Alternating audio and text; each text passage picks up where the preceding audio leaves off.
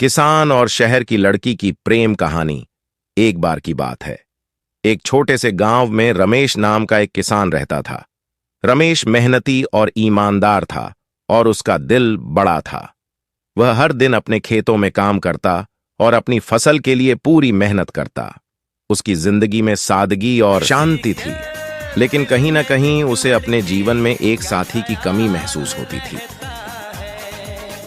दूसरी तरफ शहर में एक आधुनिक और आत्मनिर्भर लड़की थी जिसका नाम पायल था।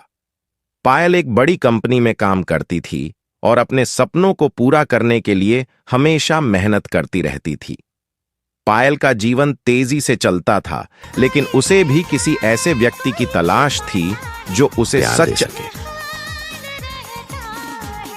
एक दिन पायल अपने दोस्तों के साथ गांव घूमने आई। वह गांव की सुंदरता और वहां के लोगों की सादगी से बहुत प्रभावित हुई। जब वह गांव के बाजार में घूम रही थी, तब उसकी मुलाकात रमेश से हुई।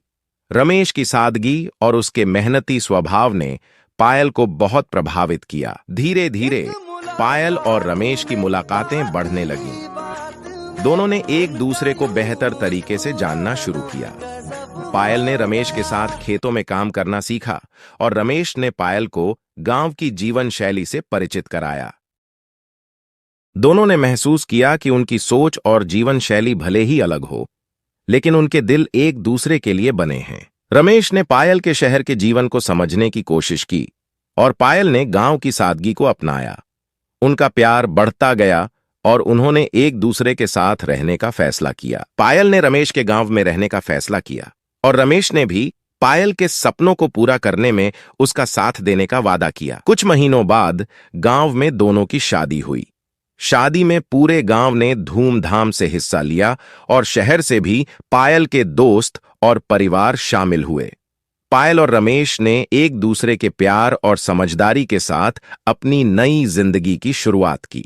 इस प्रकार एक किसान और शहर की लड़की की प्रेम कहानी ने यह साबित किया कि सच्चा प्यार किसी भी बंधन को पार कर सकता है।